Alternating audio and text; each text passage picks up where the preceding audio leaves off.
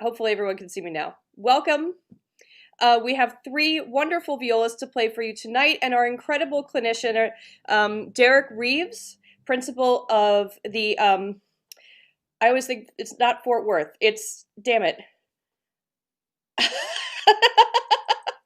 Sorry. Wayne. Fort Wayne Philharmonic. Ah, I knew I would do that.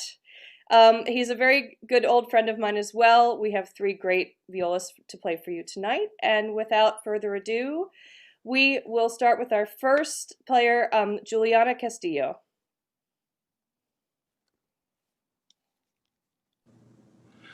Thank you, Rachel. It's a pleasure for me to be here. Thank you very much for inviting me. And I am very much looking forward to hearing these fine three young violists. So without further ado, let's get into it.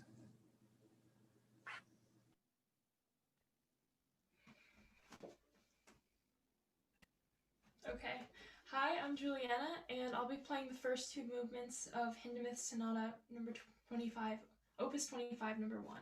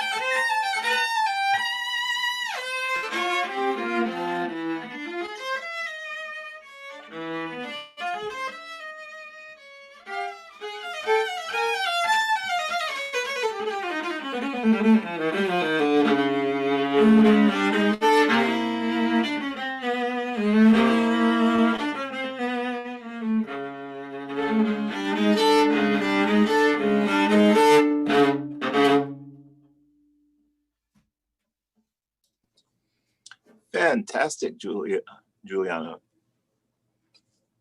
Right, yes, Juliana.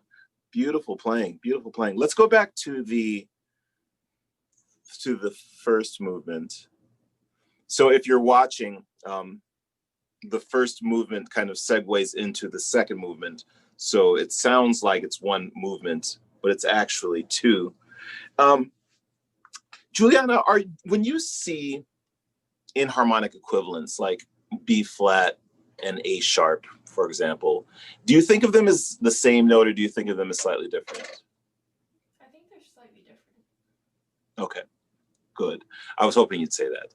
So, so interesting thing about tritones is that there's so much tension, musical tension in that chord, you know, and there's always, in a tritone, there's always one note that pulls up and one note that pulls down, right? And so the opening chord, so we're having, it's like a dominant seventh chord, right? Like a D dominant seventh chord, where the F sharp is functioning as a leading tone. Is it possible to get a little bit more space between so the F sharp pulls a little bit higher up and the C natural feels a little bit lower, and then with the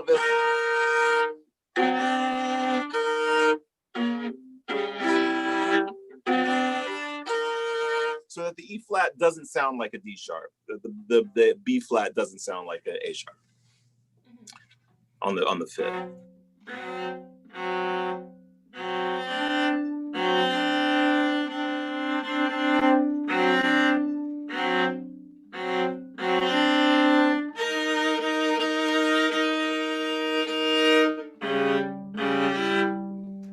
Yes, to me that's feels a little bit more resonant.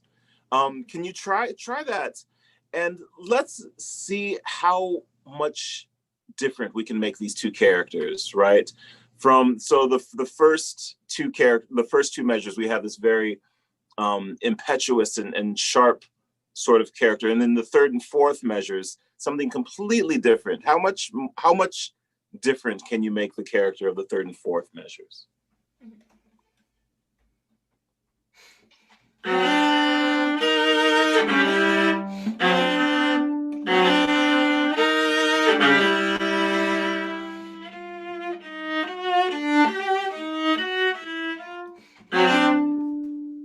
Yes, please continue.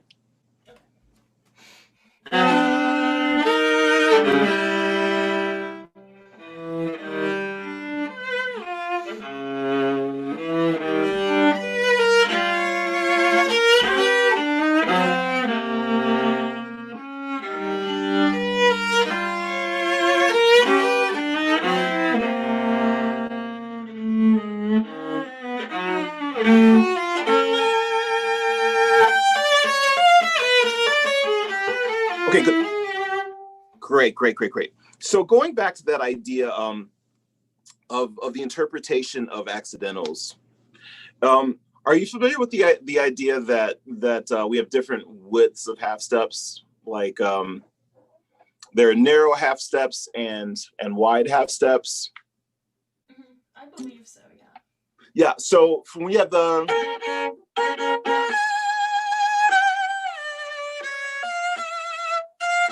So the idea is like from G sharp to G natural, wide half step.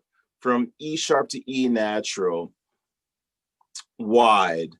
Whenever we have two notes where the note name is the same and they're differentiated by an accidental, we can make more space there. So for example,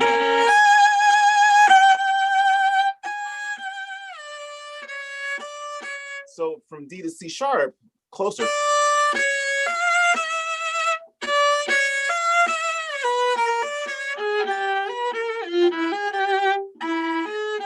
And what that does is that it helps us create greater difference between between chromatic intervals. And there's so much, I think that's very useful in the music of Hindemith because there is so much chromaticism. does that make sense? Can you experiment with that, with the with all these half steps where it's going from two notes of the same name, like G sharp to G natural, E sharp to E natural. I think you can experiment with a slightly wider half step, while the half steps that have different note names, D to C sharp, B flat to A, those can be very close.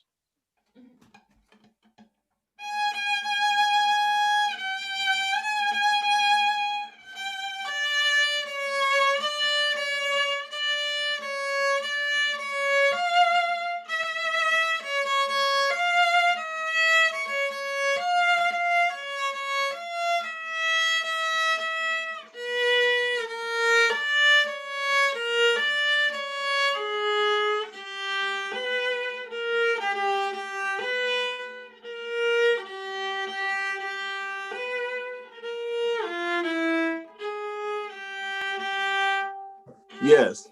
How does that feel? You feel I realize that it's a lot of stuff to try kind of on the fly, but I think it makes it adds a dimension of clarity that I wasn't quite getting before.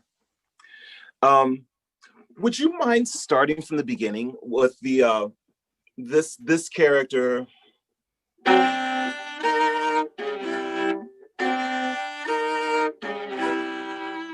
With at least that part, maybe a little bit more impetuous. A little, it can push a little bit more. I think since there is no accompaniment on this, you can have a little bit more variation in the tempo. I think you can experiment a little bit more. There can be a little bit more push and pull.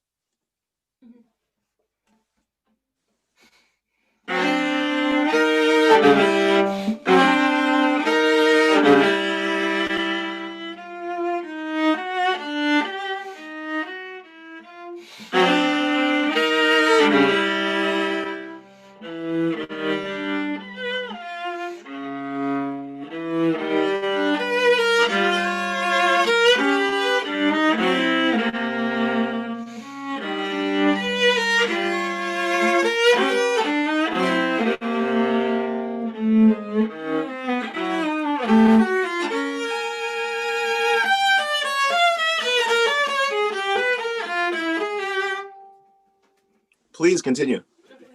It sounds wonderful.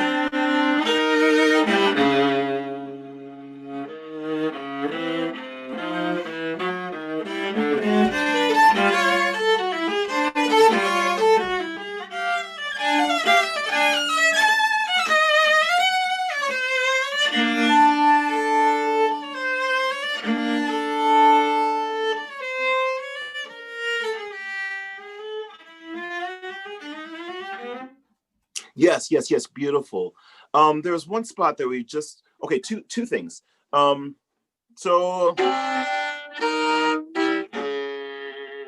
it'd be wonderful if that can be more of a surprise, just because number one of the direction that the chord is arpeggiated. Number two, he asks for the with the forte piano. I think that it's particularly jarring there. If that can be more of a musical surprise, I think it will be even more effective. And then there's one place.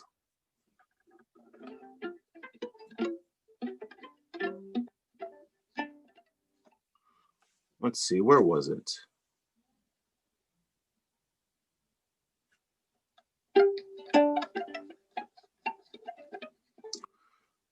Oh, goodness. Yeah, it'll come to me. Can you maybe start from the second line? So 1, 2, 3, 4, 5, 6, measure 6, please.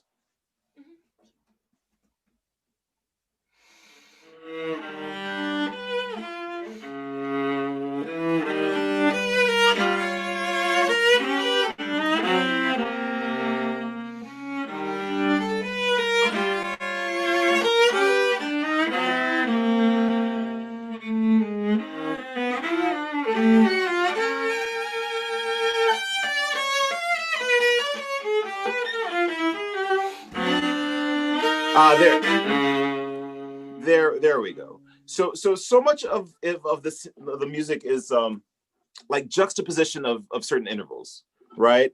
We've got fourth, major third, fourth.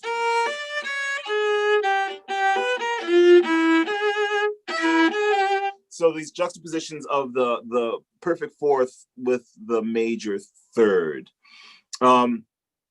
And I think one of the sort of deconstructionist tendencies of this music is taking intervals out of their sort of traditional classical context and examining them sort of independently of what traditional concepts of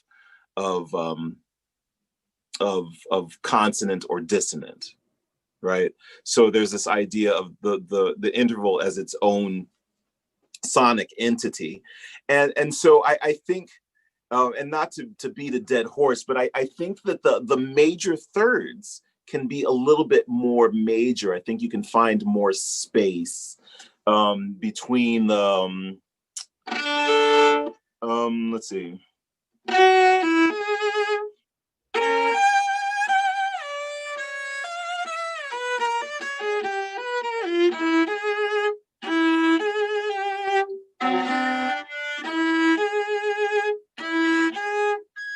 So, we should really be able to sense a natural harmonic with our major thirds. So I think all of those major thirds can actually be a little wider. It's a subtle thing, but a lot of subtle things may add up to making a big difference. Would you try that? Try that spot one more time, starting at the same place, and see if you can't find a little bit more space in those major thirds.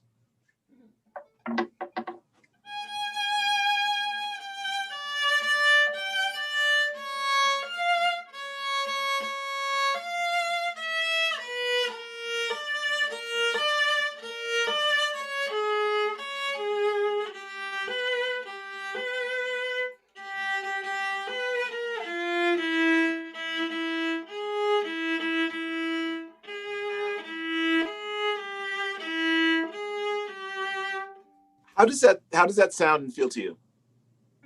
I don't know if it's just because now I'm doing it slower so I can hear the intonation better, but it definitely sounds a lot more resonant. So I totally agree. I was hearing all kinds of harmonics from your instrument when you started playing this way. So yeah, bravo. Would you try once more, sort of in a performance? And I realize that none of these changes will be like immediately and made completely immediately, but one more time in performance mode, and let's go on. Okay.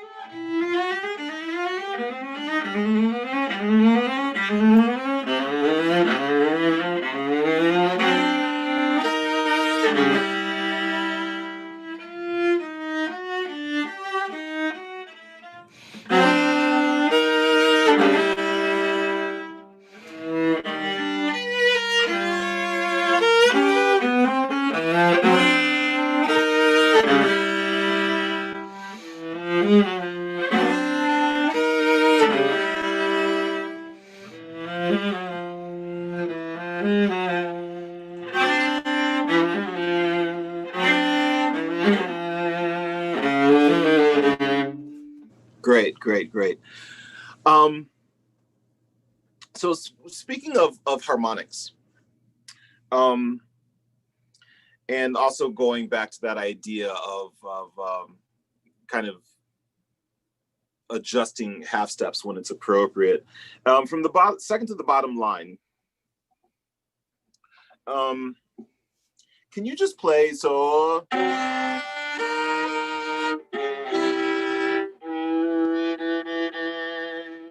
And stop on that second that E natural, that second eighth note of the second measure.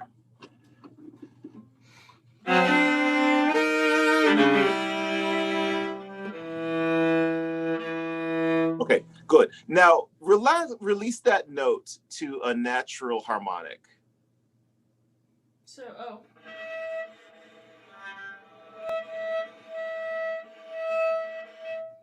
Now compare the pitch of the harmonic to the note that you just played. Mm-hmm.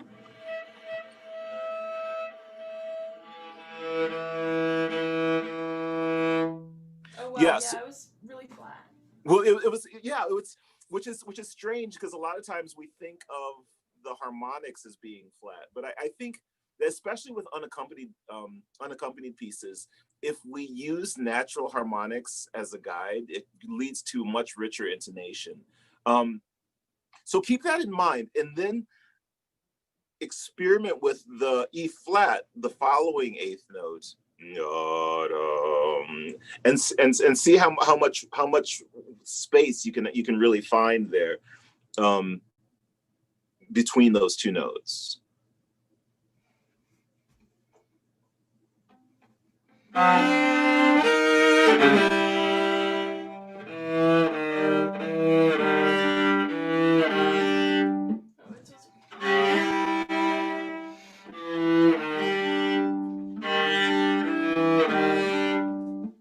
That makes a huge difference. And it's also a really cool transition between the E natural of the previous chord, right? It makes the voice leading, I think, that much more apparent. Yeah? Do you want me to go on from there? Yes, please. Okay.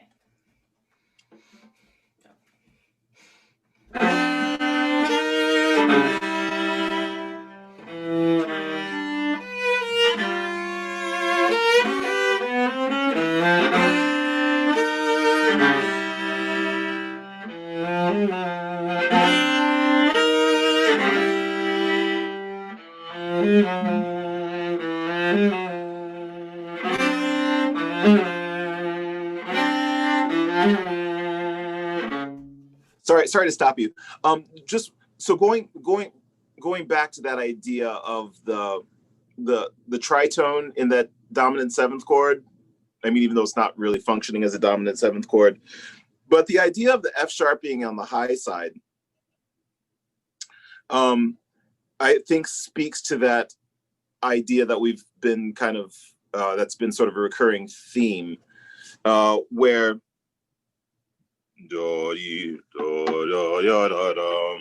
I think if you think of the as a wider half step between F natural and F sharp, I think that will give you a more resonant chord.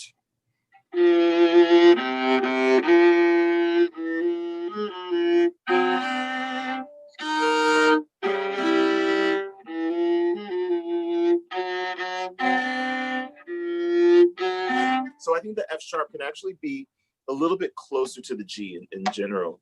Let's try that one more time from the last two lines and then go on to the second movement. Okay.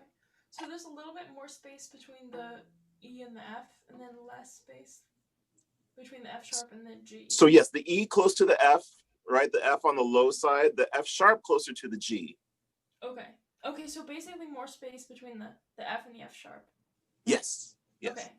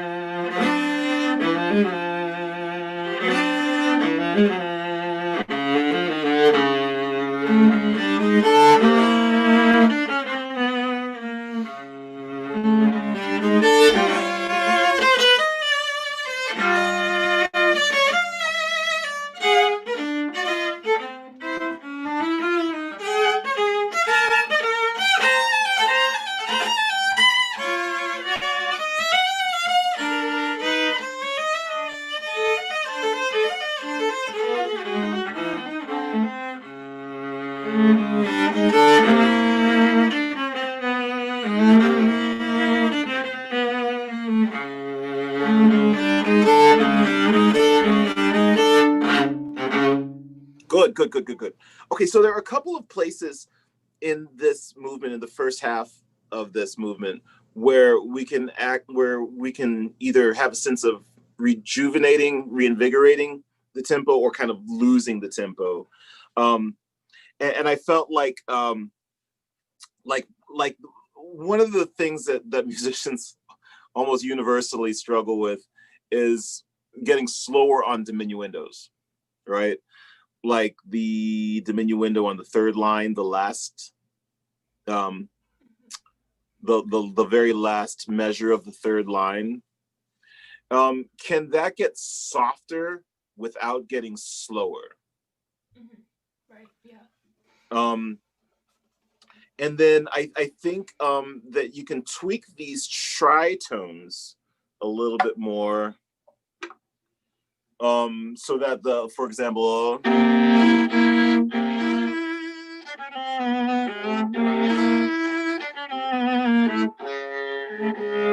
I think if you can feel like the B flat's a little lower, the E natural is a little bit higher. Do you know how major? Have you ever thought about how tritones fit into the major scale? Isn't it between? Wait. I have thought about this, but it was a long time ago. Okay. Yeah. It's all right. So it's the fourth and seventh scale degrees, right, of the major scale. So for example, so this chord, C B flat E, would be a dominant seventh in the key of F major, right? And E would be the leading tone, and B flat would be the subdominant, right? Mm-hmm. And so if you're playing pieces in sort of a normal tonality, the tritones sound more in tune if you tweak those. Like when you're playing a major scale, if you play the subdominant a little on the low side and play the leading tone a little on the high side, it ends up sounding more in tune, because essentially you're accentuating the tendencies of those notes, right? The leading tone pulls up, whereas the subdominant pulls down. So even in modern music, neoclassical music, I think those tendencies are even more important, right? So which is why I mentioned the F sharp and the C natural in the first movement. And so I think you can follow suit. I think you'll find that those chords are even more resonant if you can just tweak a little bit, try to feel like the B flat's a little bit lower, E natural a little bit higher, because there's so much tension in that chord anyway. The more we can tweak that tritone, the more resonant it becomes, the more richer it becomes in harmonics. Mm-hmm. Well, why don't you try that? But going back to that idea.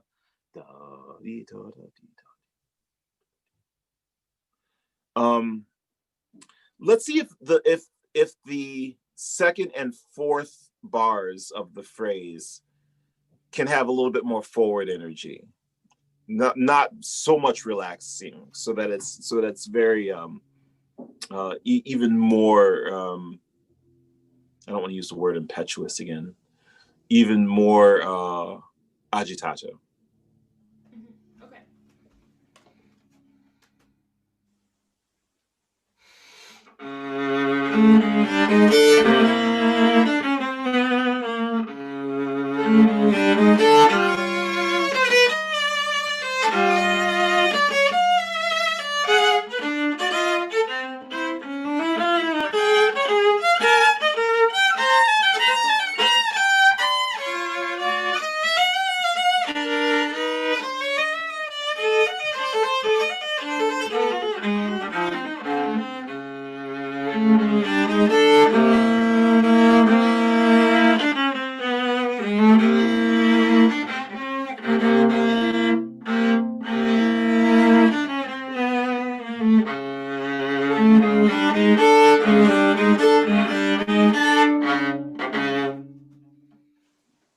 good, good, good, good, good.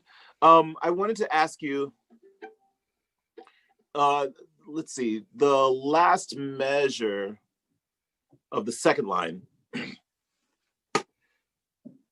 I wanted to ask you about your fingering there.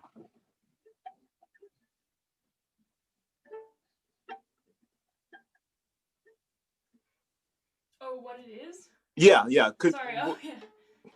I'm doing 1, 3, then 4, then 1, then 2, and then 1 and 3, then 4, and then extend back for 1, and then 2. Okay. On the third beat, are you playing a B flat or are you playing a B natural? It's a B. Oh, did I just play a B flat then? It's a B natural. Yes. Yes.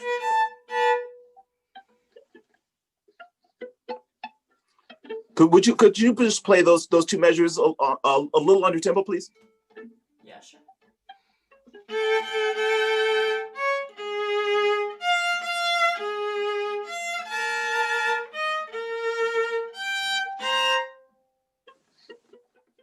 And then that measure again. Go on from there, okay. Mm-hmm. Yes, yes, yes. And so this is another example of where I think if you exaggerate the minor, make a bigger difference between minor and major. So, for example, the minor seventh here.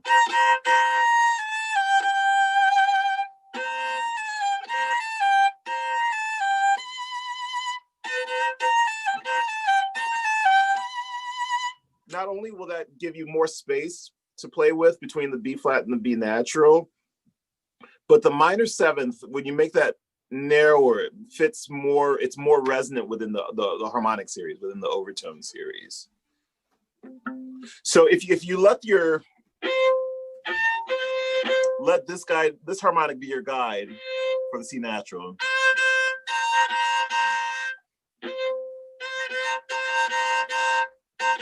And then a very, very low, think of a very low compressed B flat. Okay. Wait, where's the? So think first position, third finger on the C string. Oh, right.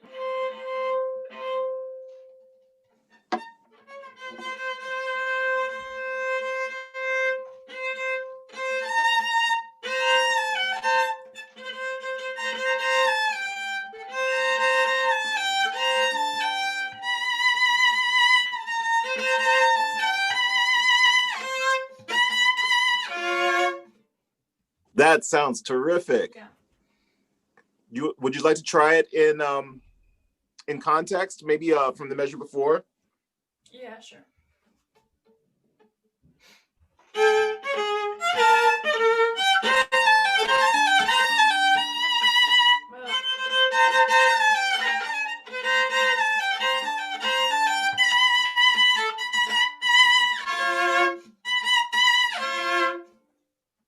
Well. Yeah, I think I get the idea. It's not coming through right now. But... That's okay. That's okay. We'll try it one more time and go on. Sure.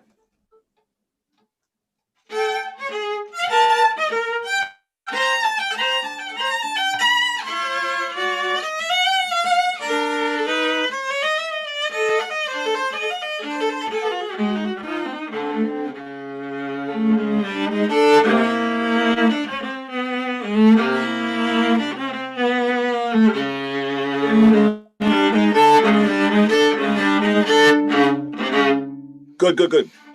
Sorry. Those last 1, 2, 3, 4, 5, 6. So where the piano is, then the crescendo, the following bar. Mm-hmm. Right. Let's make sure that let's try to not make a crescendo before it's written, but then definitely do a crescendo for the second bar after it's written. Okay. Right. So that you're really, really leading back into that forte.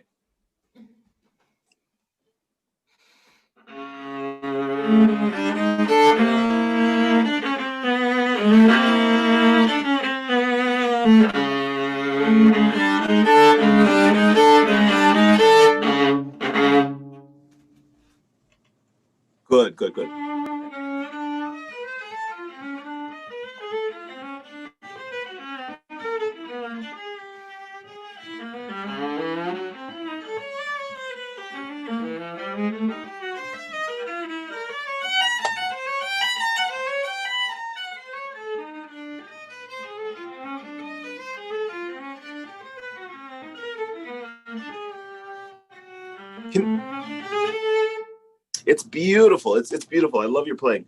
Can you try it playing even softer with the bow? Almost no pressure at all.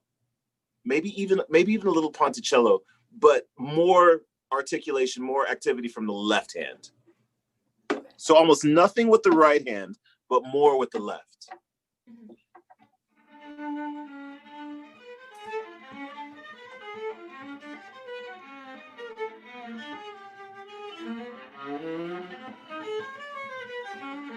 A crescendo.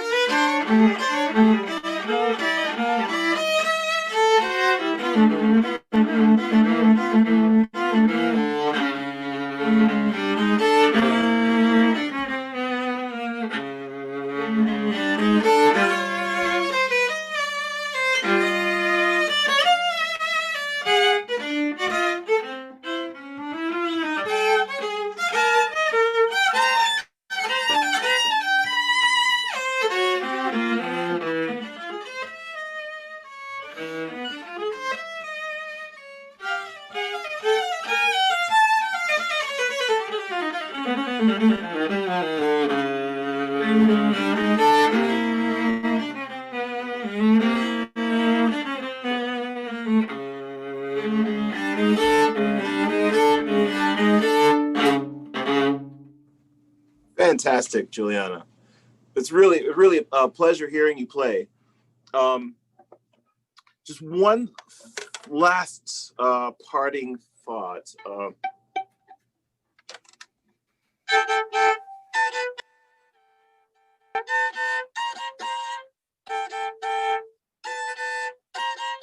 Can you just play those 3 7s? Minor 7th, minor 7th, minor 7th. I feel like that B natural is never quite high enough. I feel like you're like the B natural is a little on the low side, and so that the minor 7th is not quite as resonant as it could be. Okay.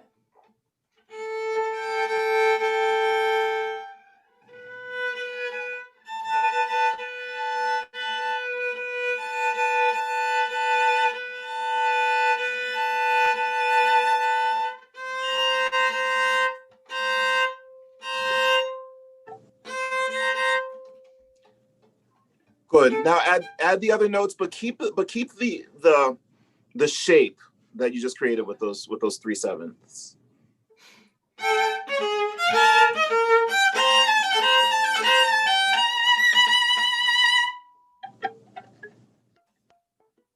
Because I think because of this tritone here between the F natural.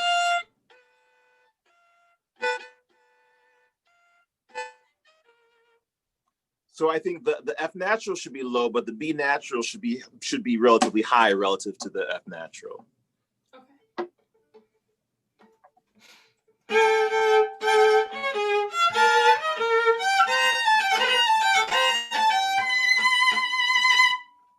That's the idea. That's the idea. Juliana, thank you so much for playing. It's you play extremely well, and it's a pleasure hearing you. Yeah, thanks for working with me. It was my pleasure. Thank you.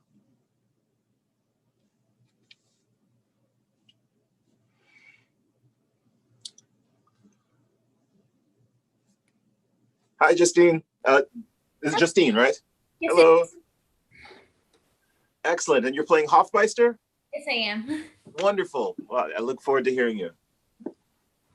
Begin whenever you're ready.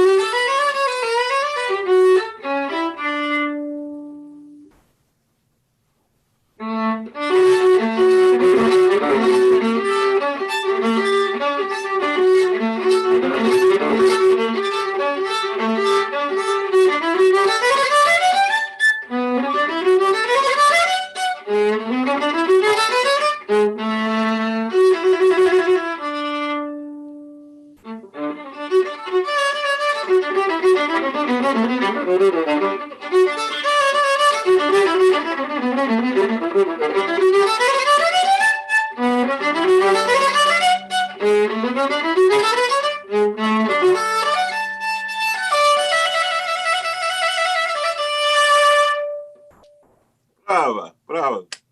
Very nice, very nice. Okay, what a fun piece this is. What a fun piece this is. It's always a little bit, I don't want to say puzzling, but you know, there's so many notes that would be that should be really expressive, and it seems like the only way to play them is on the open A string. And of course, there's more than one way to play them in the open A string, but I think sometimes we need to get creative. It's not to say that the open A string can't be expressive, right? Because it can. But there are a couple of places where I would encourage you to consider perhaps other fingering options. But did you ever try?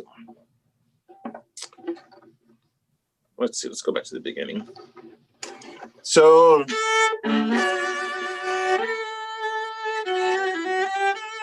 You ever try a four finger on?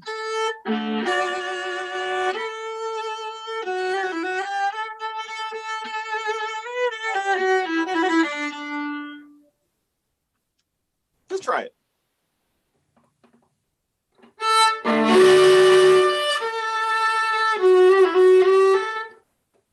That sounds great. It sounds great. And by the way, speaking of fourth fingers, I noticed that a lot of time that when you have like a six with the second and third fingers, the fourth finger kind of does this thing. Try to see. I think that tends to happen because we're putting pressure on the fourth finger as if we're putting that finger down when obviously we're not putting that finger anywhere. So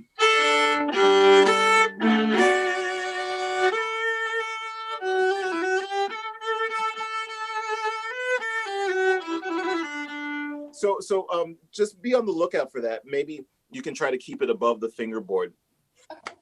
Now, what do you think of when you're playing this piece? Like, do you think of like being a character or like an opera singer, superhero? I just kind of think of like an elegant ball almost, because it seems like a piece that's like for big dresses and ball gowns sort of thing.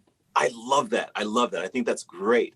Can you give us more of that? More of the drama, more of the pomp and elegance and the chiffon and the big hair and the makeup and the exaggerated dance steps and everything.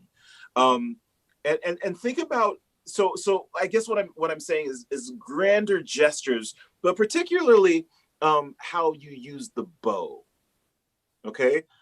So take do with that what you will, and then we'll talk about it in a moment.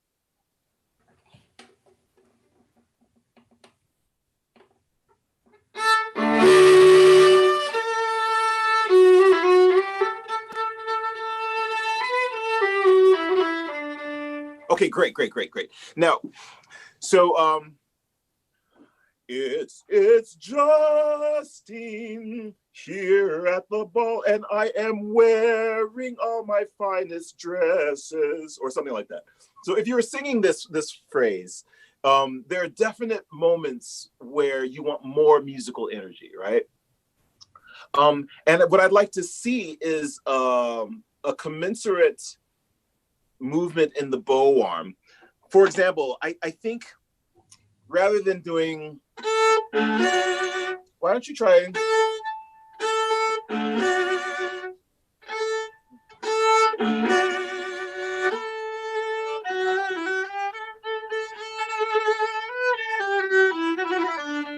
So that the moments of the most musical energy, like well, first of all, I think you can use more bow on the upbeat. Okay. And then the downbeat of the second measure.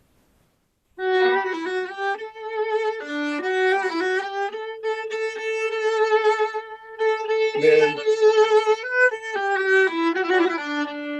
so that there's more bow where you want more energy, and then less bow where the phrase is releasing. Right?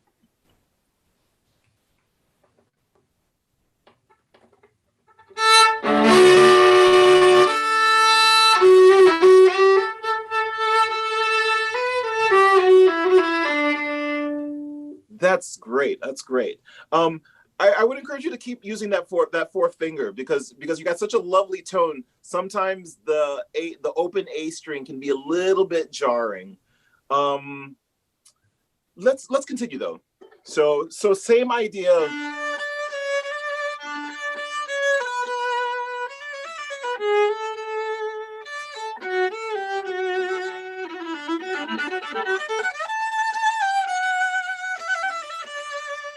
And I yeah. So try that, and then just think about how you want to shape the phrase and exaggerate all of your musical instincts because you're already playing it very musically, but you can do more of it. Okay.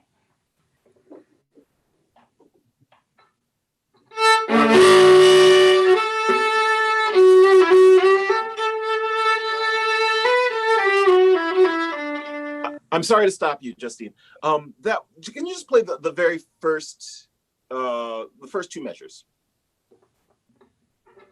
Oh, sorry.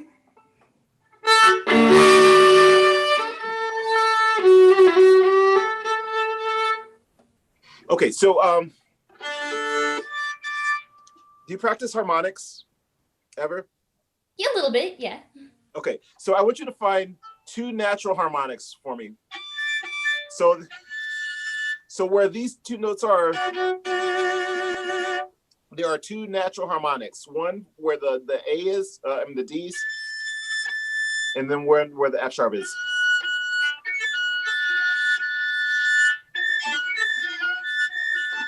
So see if you can find those two harmonics.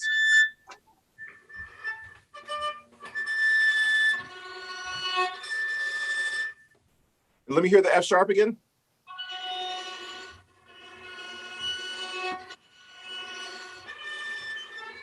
Ugh.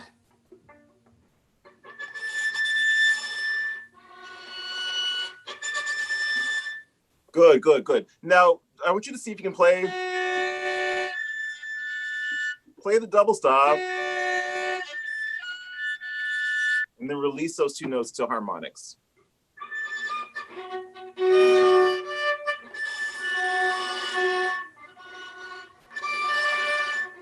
Yeah. That's the idea. So did you notice whether your third finger felt a little lower than maybe you were playing it a moment ago? Yes.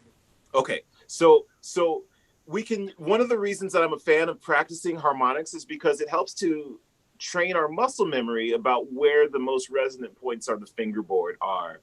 And D major is one of the most resonant keys on the viola or really any string instrument.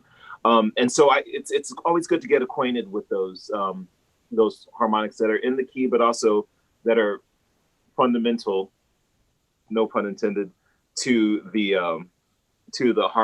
overtone series. So just be careful that you don't get sharp on that minor sixth there. And it's also helpful to remember that since it's a minor sixth, it's kind of like a half step, right? You don't want the fingers to be too far apart. And I would recommend try breaking the chord closer to the balance point. Try breaking the chord below the balance point, and then break it very vigorously. But don't break it too high in the bow. Try to break it a little bit lower in the bow. Okay. That's the idea. You could. Now you can also, if you want to land with a little bit more energy, you can start closer to the bridge and then move out a little bit, because we have to be careful how much arm weight we're putting onto the string closer to the fingerboard. Okay. Okay. All right. So I'll talk less. I want you to play more. So would you like me to start from the beginning, or? Would you please start from the beginning one more time? Okay.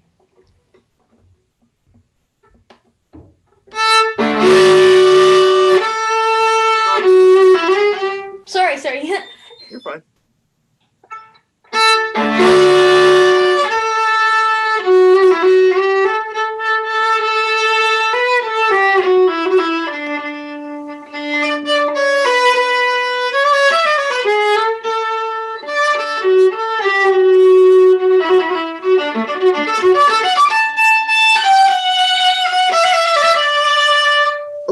good. So does that bowing feel comfortable to you?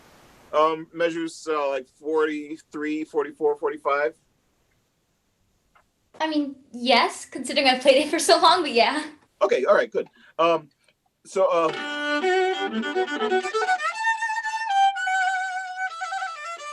you end on an up bow there? Yes. Okay. All right, great. Let's go on.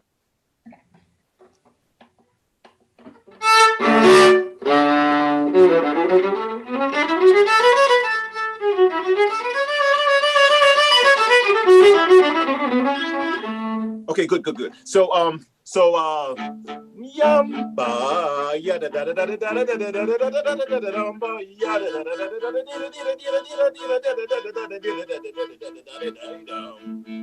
So there's a new harmonic energy, right? There's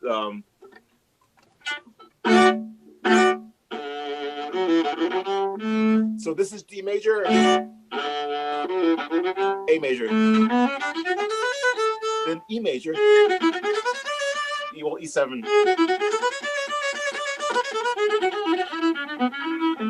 And so each chord, it's like its own energy field, right? So can you play that with a sense of new energy on each measure, on each chord? It's a new vibration, right? So D major, A major, E major, okay, and then the energy of the E7 chord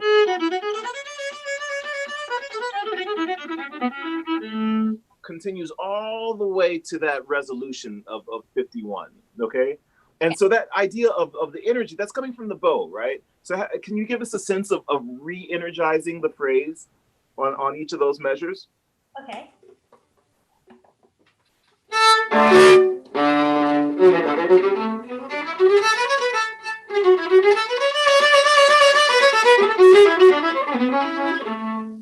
So think of it in the sense of like, say you're mezzo forte.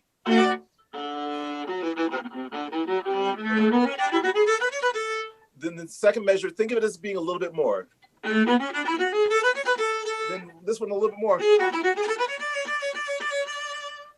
Does that make sense? You may not agree with it, and that's okay, but I'd like for you to just try it. See if you like it.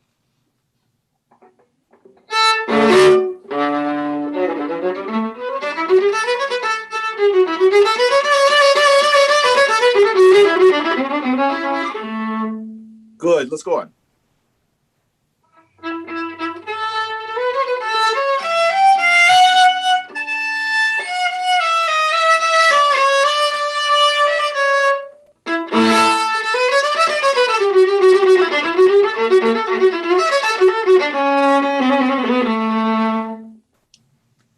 Good. Just one general thing about trills. It's always good to exaggerate your trills, like your whole step trills. Try playing them a little sharp, okay? Play a little. Ironically, you want to play them a little bit out of tune so that they sound in tune, like. Okay, and otherwise, when you play them in tune, they sound out of tune. And that idea of exaggerating the gestures, I think there's some, you can do that more.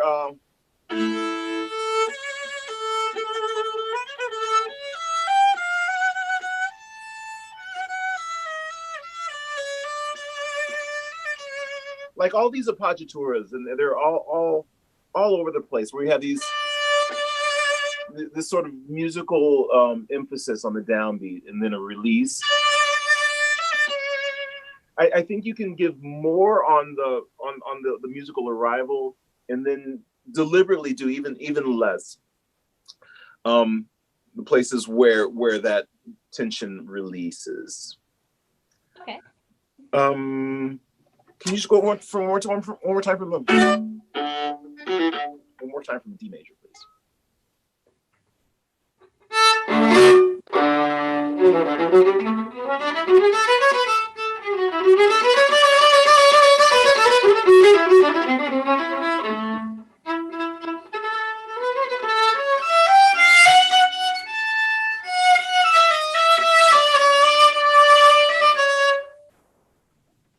Okay, so since you stopped, we have to be careful.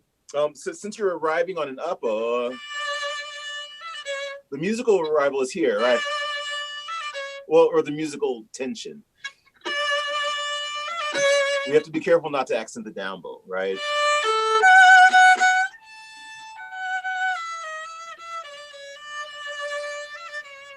So if you want to do that bowing, that's fine.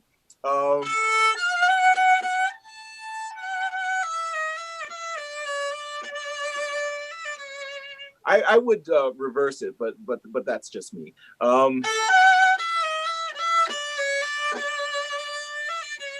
So, but make sure that you're, regardless of which bowing that you do, make sure that you're not putting a false accent where you don't intend to do one. Okay.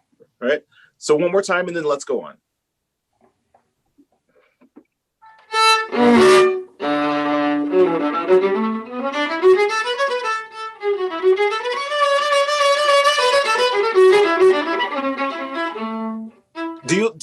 Do you like that fingering? Yes, I do. I just have to like. I feel like I'm just.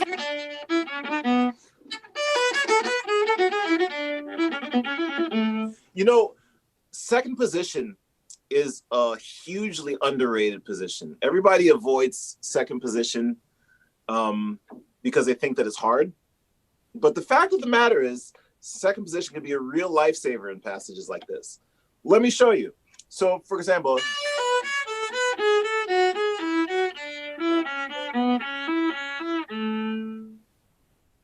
see, no string crossing.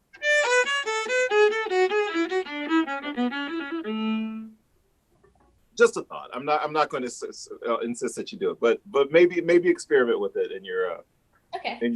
or unless you like to try it. Yeah. So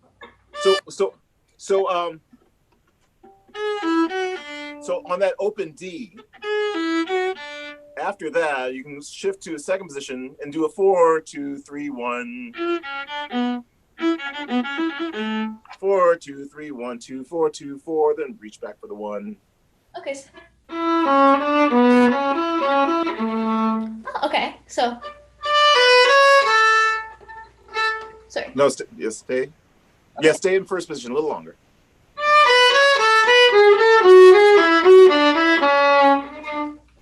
Not that long though. Sorry. So it'd be on the fourth beat.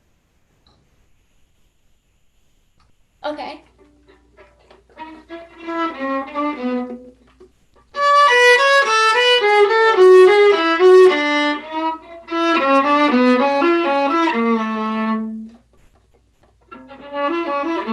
Okay.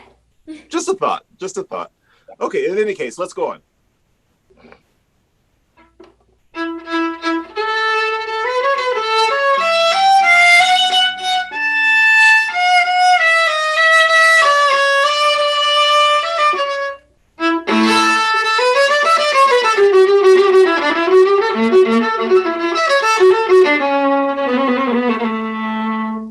Good. So try it one more time and really exaggerate that trill. Play the C sharp higher than you know it is.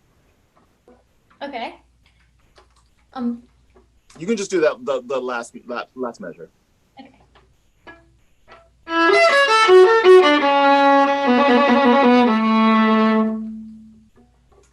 Did it sound sharp to you? I mean, did it feel sharp? Yes, it did. It sounded perfect. Okay. Okay, let's go on. Okay.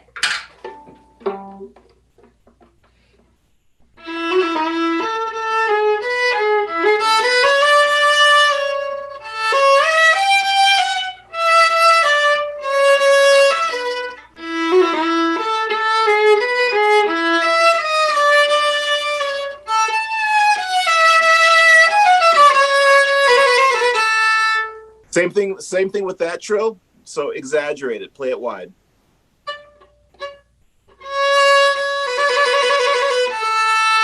Yes. And one possible alternative.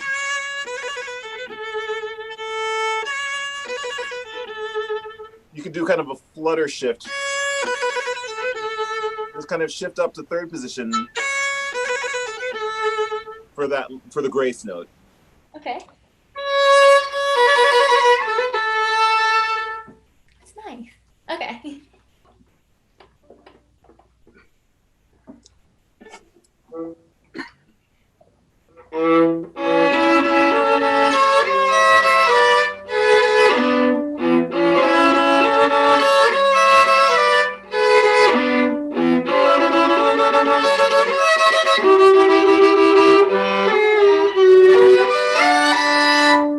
Okay, good. Now let's take a look at this.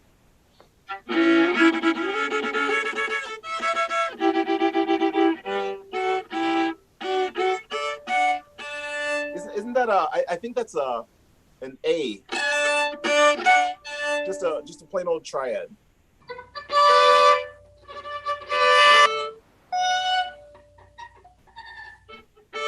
Just stay in third. You should be able to reach it just staying in third position. So you got a perfect fourth, and then a 10th, and then an octave plus a fifth.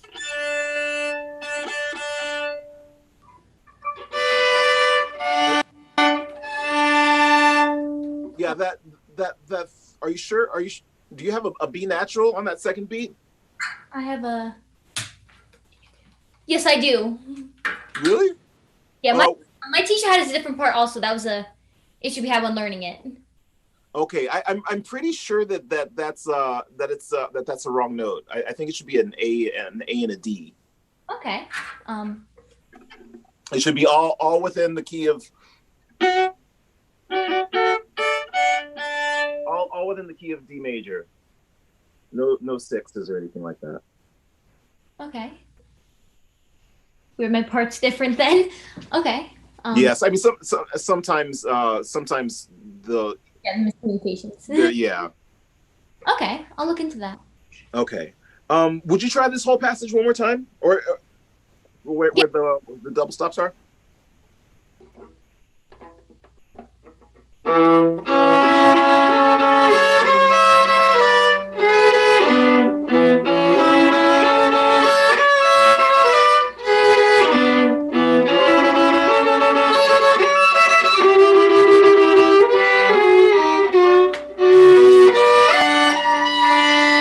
Well, that's different now, but yeah. Mm-hmm. Okay, good. And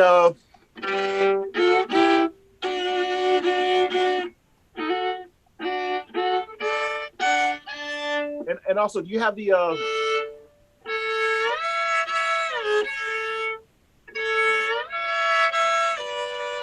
on the fourth beat?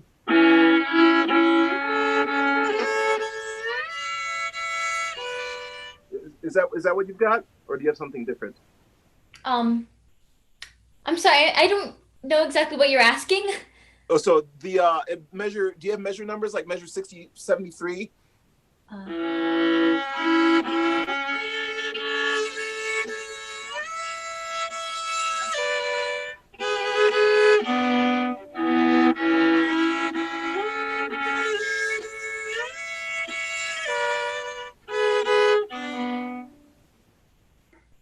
Yes, that's what I have in my part.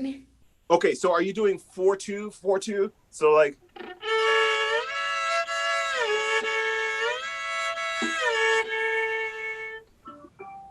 I'm doing 2 and 4 sliding up, and then I switch to the 1-3 and come down. Here.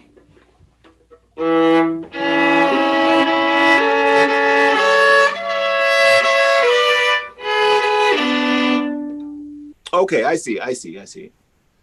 Okay, good. Let's see. Let's go on. Let's go on to the next page. Okay.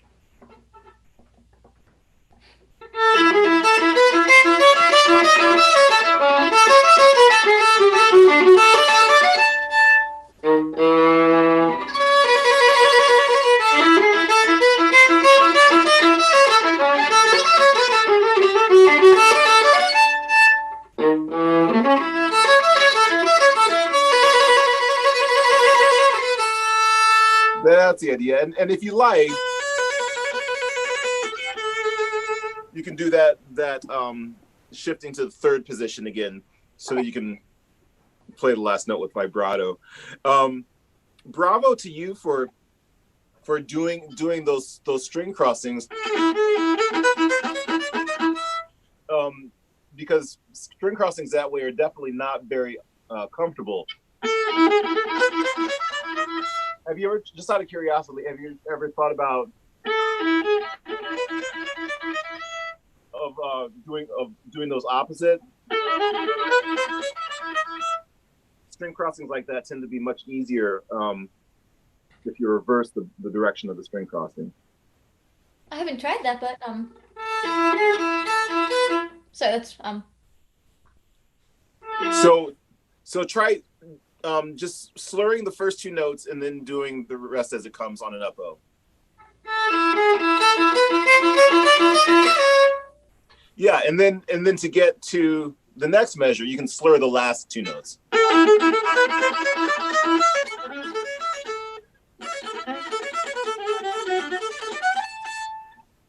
okay.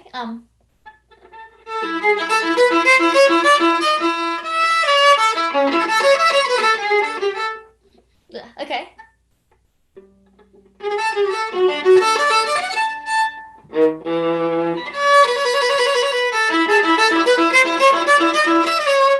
Like that? It's easier, and I think it's more fun too. Okay. You look like you're having more fun with it. and I think you can really can you really land on the C string there. So it's nice to, the other nice thing about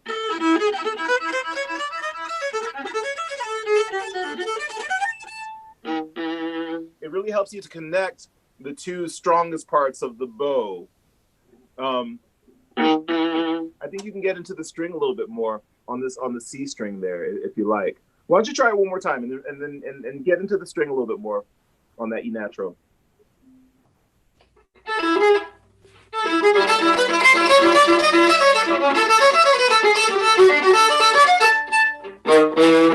Sorry.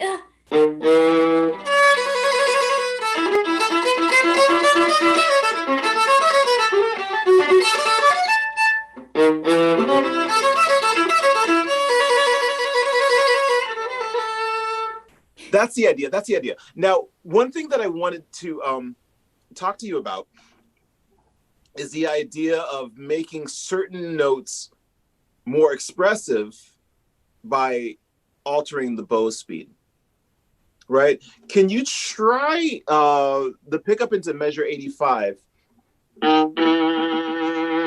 with a sense of using a very slow bow speed with somewhat heavier pressure closer to the bridge?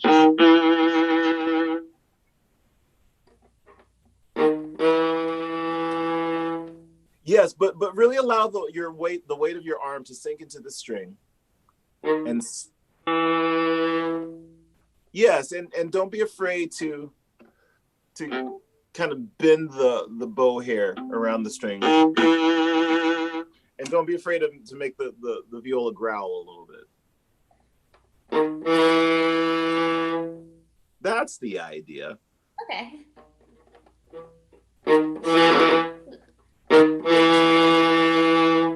Mm-hmm. Good. Try that one more time. Relax your left thumb a little bit and see if that doesn't help your vibrato to relax a little bit more.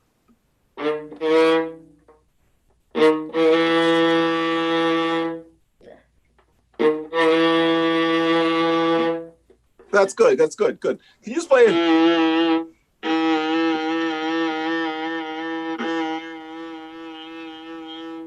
Really let that first joint of the finger bend.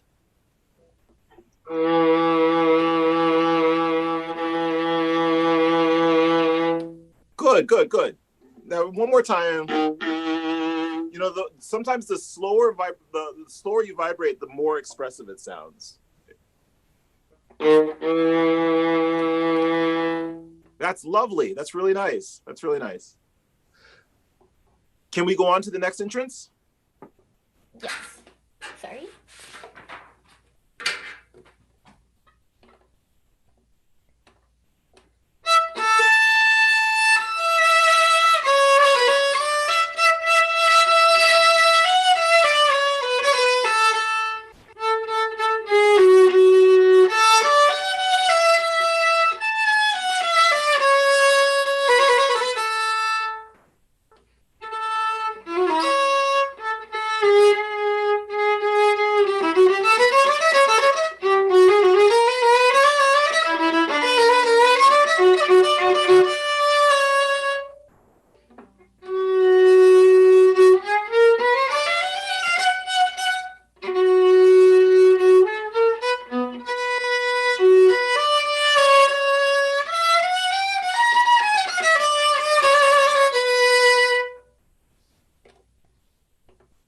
good.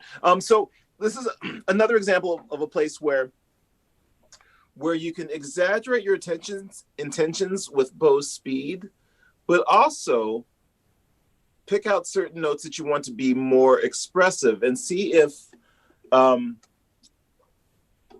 by playing a slower bow speed, you can make them more expressive. So sometimes we can use faster bow speed to make bigger arrival points, and the slower bow speed to increase expression. For example,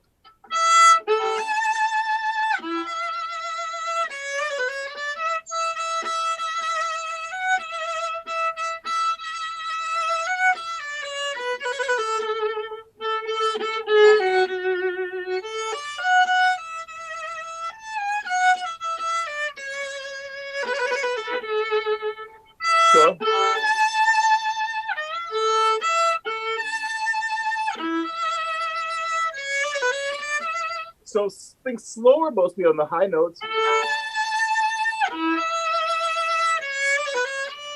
and then musical arrival.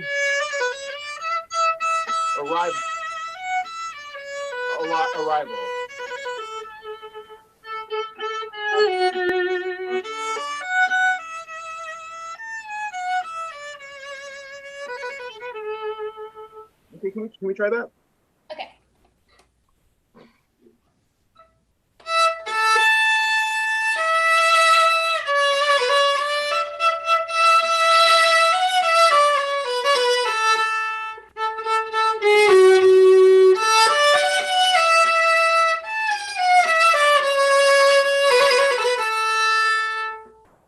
I felt like that sang a lot more.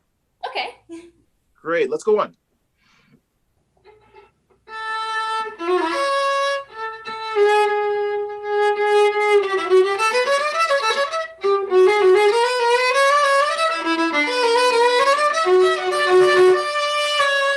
Yeah, so let's do the same thing here. So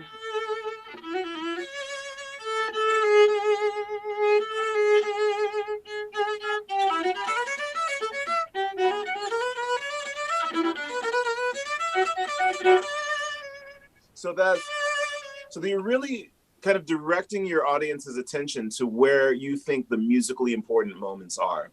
Okay.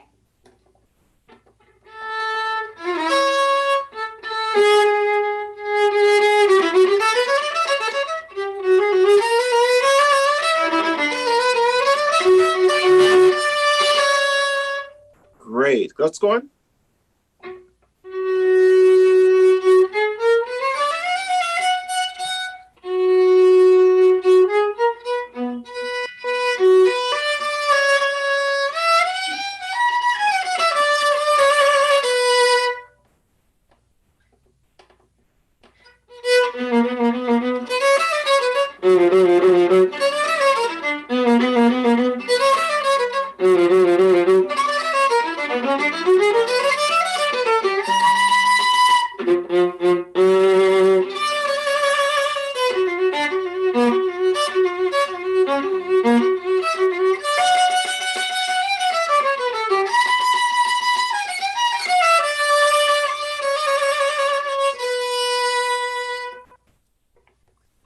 That's the idea.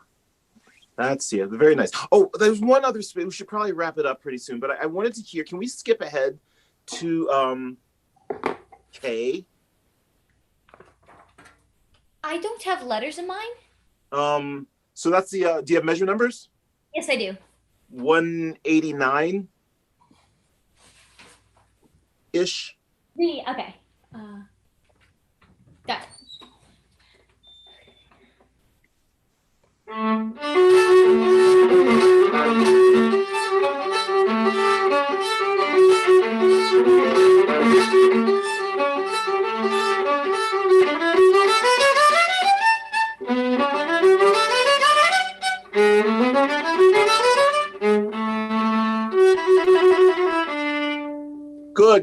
Good. Okay, so did you ever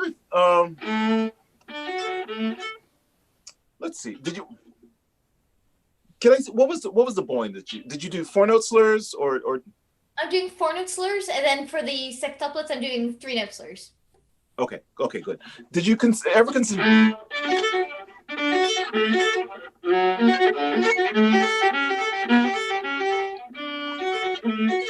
Do you ever try using the fourth finger instead of so that we keep that moving line all on the same string? It's very hard for me to reach the 4 in time. Okay. Okay, yeah. I thought that might be the case. Are you familiar with the philosophy of basing the hand on the fourth finger?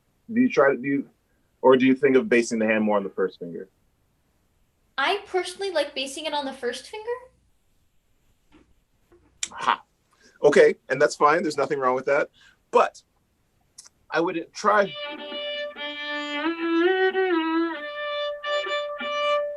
just play that harmonic, fourth finger on the G string.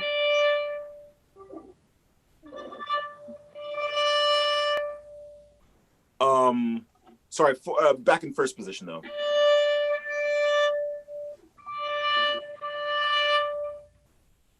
Good. Now, without losing that connection, the fourth finger with the string, try reaching back to the F sharp with the second finger. On the reaching back to the F sharp on the D string. I'm sorry? So reaching back with the second finger.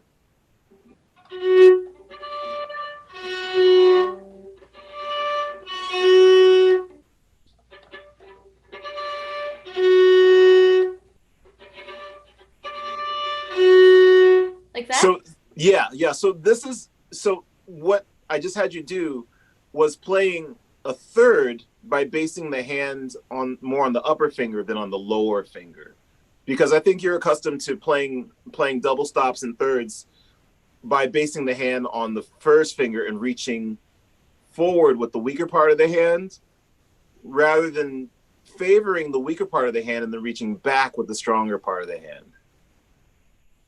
Yes. So for people with smaller hands, playing larger instruments like the viola, it actually is a good, and even for people with larger hands, because I do the same thing, and it's a bit of a paradigm shift at first. But if you think about basing your hand position more on the weaker fingers and then reaching back, I think you might find a lot of those double stops easier to negotiate. Okay. So like.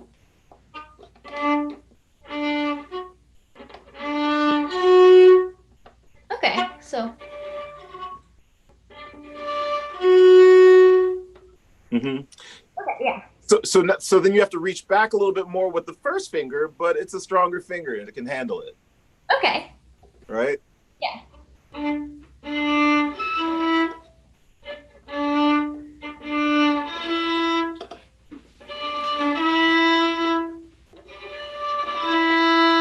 Okay, yeah. So it's something to think about. Okay. All right, Justine, it's been great hearing you play. I really enjoyed it. All the best to you. Hopefully, you got something that you can take with you. Definitely. Thank you. My pleasure. Thank you.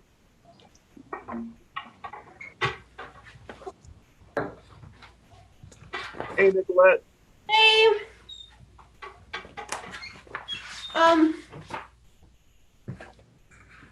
I'll be playing the Allemande from the boxing number 4. Wonderful.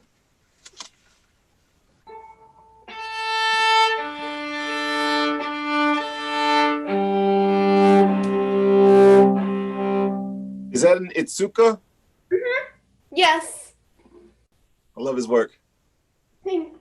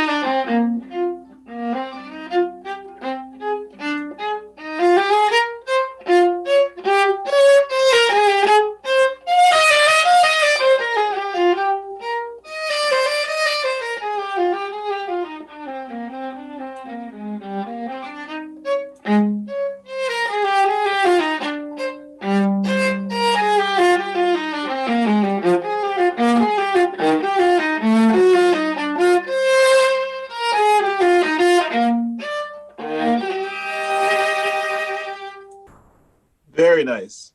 Lovely. Beautifully played. So, Nicolette, do you like theory, music theory? Yes. You do?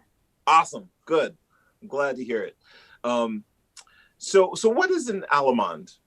An allemande is a German dance. Mm-hmm. And I don't really know a lot much more about it, but I think it's a dance that usually begins most suites, most dance suites. Mm-hmm. Yes, and it's a courtly dance, yeah. So you can imagine people sort of doing a very elegant, noble dance while this is being played, correct? Mm-hmm. And so I think that it's important to keep that dance-like character, and there were a few sort of ritornellos that happened near cadences, some of which were very, very beautiful, but it definitely altered the pulse of the dance. And I was wondering if maybe we can examine a few of those, but also the idea of the sequence. What are sequences in Bach, and why are they important? Sequences are when a phrase or pattern repeats itself, Mm-hmm. often and immediately afterwards. Mm-hmm. It's when a pattern repeats itself a couple times, oftentimes changing in pitch. Yes, exactly, like at a different pitch level. Exactly. So there were a lot of sequences that I observed in the music that I didn't really catch the connection. I think you can make more of a connection, almost like when you're reciting a poem, how you knowingly recite the verses that rhyme, right? Like the sequences are like a kind of musical rhyme, I think. And so my first thought is that if we can avoid getting slower in the cadences, unless you feel super strongly about it, and then making a little bit more out of the cadence. So not the cadences, the sequences, so that the sequences relate to each other a little bit more.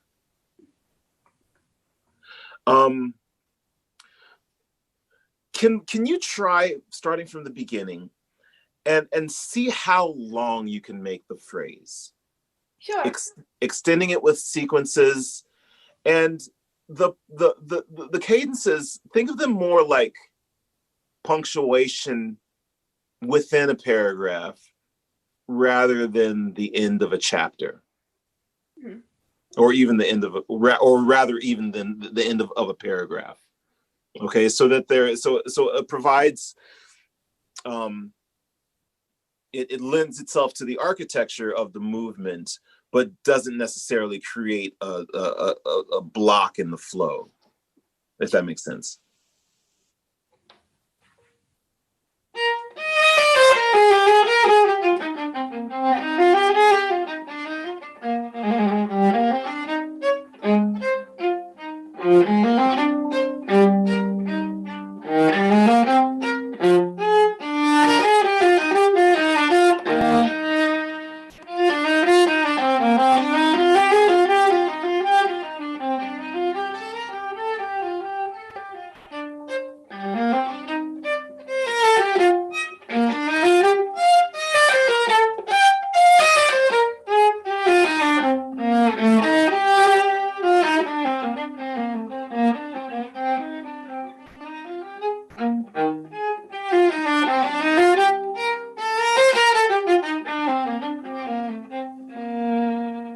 That was lovely. That was lovely. I have one question for you, though.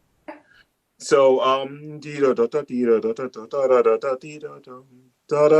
it seems like you were taking a little bit of time before that B flat dominant seventh chord. So do you see that as being two separate things, or I was just curious about that? I think of it as a transition. So I don't want to like completely stop, but but at the same time, I want to slow down and sort of bring out the change in harmonies and the change in phrasing. Mm-hmm. Yeah. So I sort of bring it out a little bit and Mm-hmm. contrast.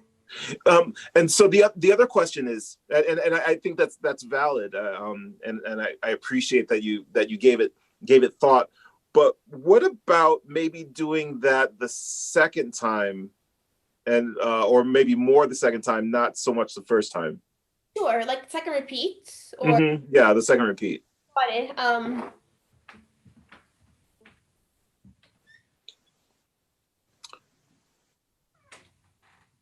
So like less, so just go straight through it.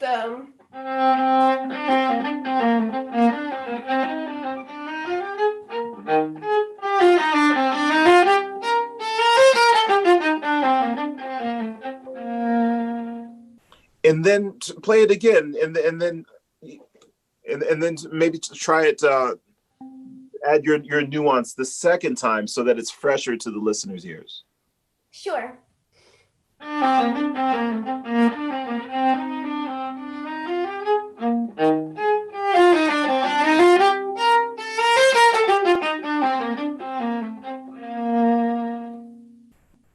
Right. I meant so play go back to the beginning, and then when you play it the second time, you could do that nuance. Oh, I'm sorry. Should I play from the beginning or where? I'd love to hear it again. Sure. Yeah, but before you, I thought that this last time there was really you did a wonderful job of sustaining the line and bringing out the voices, and I felt like you really did all of those things that I was suggesting, and I felt like it painted a more complete musical picture. Did you have any thoughts? Did it feel less musical, or did it feel different, better, same? It felt almost the same. I will be honest, I do have a tendency to, especially in unaccompanied music, to pause a lot or to take too much time, especially in Bach. And my special weakness is preludes. I tend to take a lot of time preludes. So it's a little bit of a tendency I'm working on sort of fixing. And Mm-hmm. Mm-hmm. Okay, good. Well, thank you for sharing that. For me personally, I felt that it had a very appealing flow this last time, and it made more sense to me musically. But so let's go back to the beginning, and this will be the second time through the first half, and then let's continue on to the second half. okay.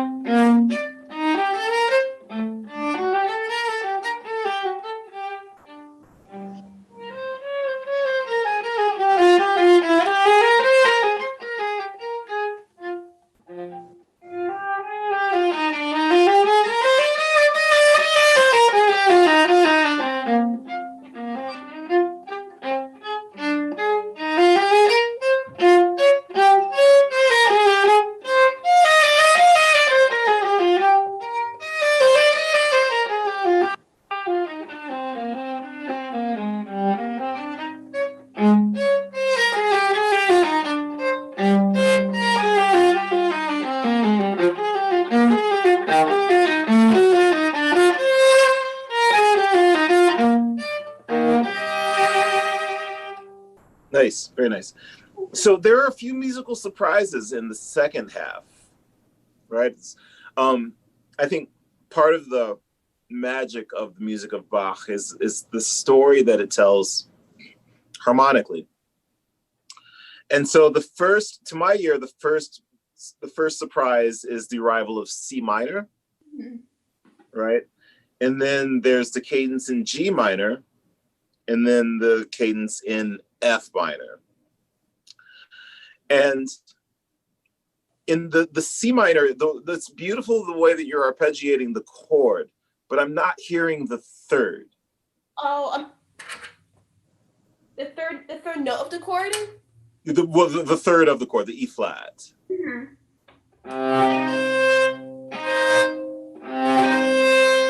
Yeah, you could almost, if you like, you could arpeggiate it so that you're articulating two notes and then voice it over to the A string, so that we don't lose the E flat entirely. Yeah. Got it. Cool. And then those two arrivals in G minor and F minor. Mm-hmm.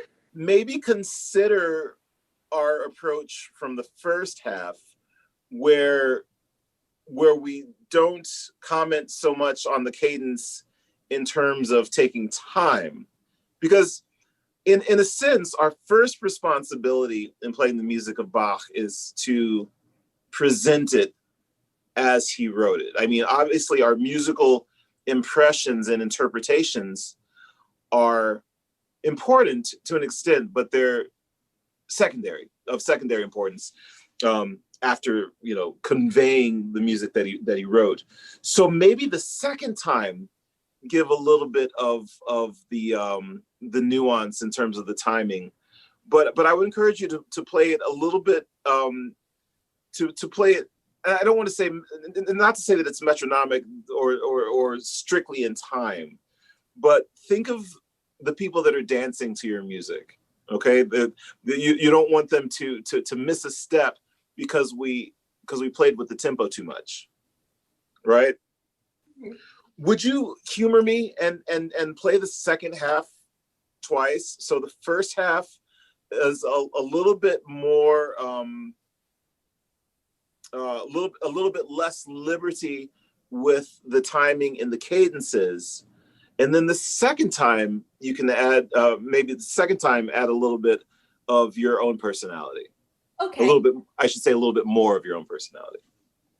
Okay, more, got it.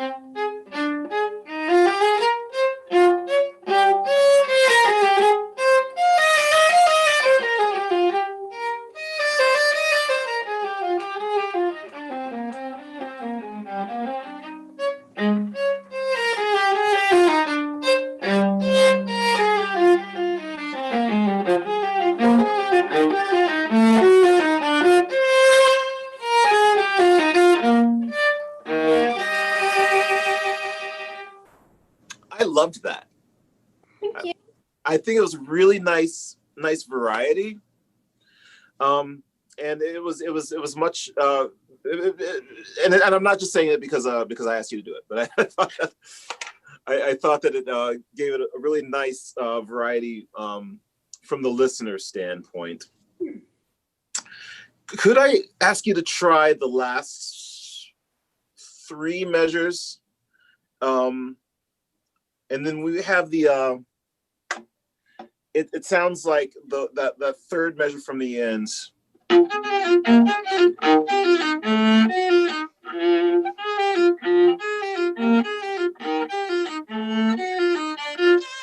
I think you can afford to make those, if you so choose, I think you can afford to make those bass notes a little bit longer. Sure.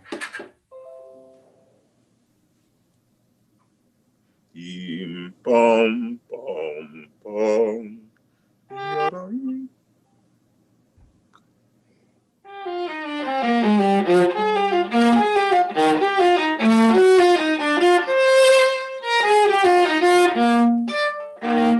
Sorry.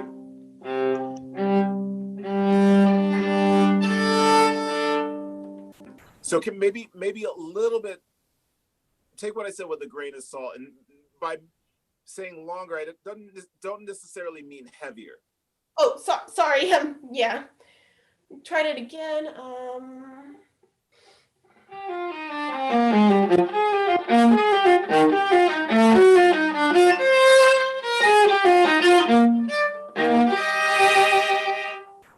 What if I were to say, give them a little bit more love? Sure. Okay.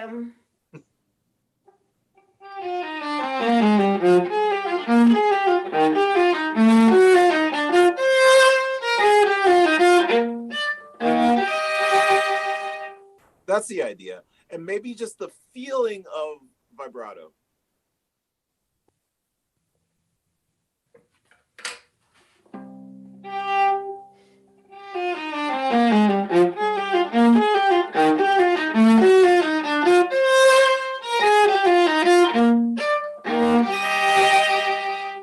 You know what it is, Nicolette, and you play beautifully. With these string crossings, I feel like you're trying to make the string crossing very quickly because of, you know, the fact that you're going from the C string to the D string. What if you have the sense of anticipating the string crossing with your right arm? So try and moving your arm towards the string that you're going to before you actually need the bow to be there, if that makes sense.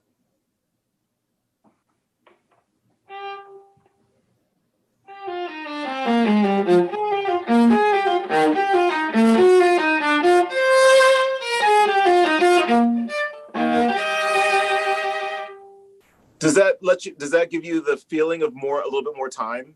Yeah. It felt less rushed. Excellent. Wonderful playing, Nicolette. Thank you so much. Thank you very much. My pleasure. Is Rachel there? Oh, there she is. I'm here. I am. Oh, wonderful playing, everybody, and thank you so much for this beautiful class. It was so great to hear everybody, and great to hear your comments and the journey that everyone went on tonight. It's just, I love it. We do have a couple of questions. Well, one, how did you get started playing the viola, and what advice would you have for your younger self? Wow, what a great question. I got started playing the viola as a sort of an extension of my musical curiosity. I growing up playing the violin, you know, I was one gets used to getting bigger violins when you grow a little bit, right? And then you get to a point where the violin stays the same size, and so my exploration of the viola was really just that. It was an exploration of not just the physicality of playing a larger instrument, but also a journey deeper into the music that I loved. Because I always love the inner workings of the harmony, finding out what's going on in the inner voices, and how they relate to the bass line, how they relate to the melody. And, in string quartets, I love playing second violin as much or more as first violin. And so I saw playing the viola as a way to get deeper inside the sound, so to speak. I think my advice to my younger self would have been to explore that sooner, and also to not necessarily tie myself to any one instrument. For example, the piano. I wish that I had fallen in love with the piano sooner as I fell in love with the violin. I think that I felt like I had to be in a committed relationship with the violin, and I didn't want to cheat with the piano. But now that I'm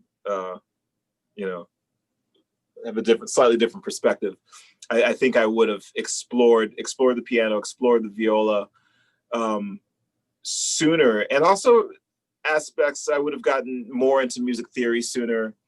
I would have started writing music sooner. As many different ways of expressing the musical spirit, I would have explored sooner.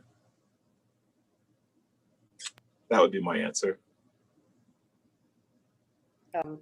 Great. Yeah, I agree. I love playing second violin, especially in Beethoven, Mozart symphonies, and Haydn symphonies, and I feel like that's where the real magic happens, Absolutely. I couldn't agree Yeah. more. Yeah, and in quartets, obviously, too. And Derek and I used to play quartets together a lot. That's right. At Aspen, yeah. Mm-hmm.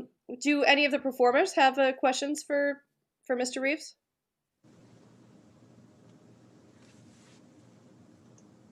No? Okay. Well, I just want to thank you again, and this has been wonderful. Oh, Nicolette, do you have a question? What would you, this might be a bit of a weird question, but what would you tell your high school self? I would tell my high school self to practice more scales for longer periods of time. I would tell my high school self to not balk at Kreutzer, because I was I felt like I felt like I was too good for Kreutzer. And then I got older, and I was like, oh no, I wasn't too good for Kreutzer. So I would tell my high school self to practice more scales, specifically the acceleration method with different rhythms and different bowings is absolutely key. Different rhythms and different bowings, a la Galamian. And thirds, sixths, octaves, and then and if you feel like torturing yourself, fingered octaves and tenths. But at a minimum, thirds, sixths, and octaves. And fourths are really good. Practice fourths and drone scales as well. Agreed again. 100%. Thank you so much. This has been a lovely evening, and great to see you again, and great to hear everybody. And we'll hope to have you back again in person, hopefully next time. Well, thank you so much. It's been a real pleasure. And thank you to Juliana, Justine, and Nicolette. It was great hearing all of you, and thank you for bravely volunteering for the class. Thank you so much. Thank you. It's a pleasure. Thank you. All right. Thank you, everybody. Good night. And join us next month. We'll have another amazing masterclass. So every month. So thank you again, Derek, and the performers, and I will see you soon. Thank you, Rachel. Thanks, everybody. Good night. Good night.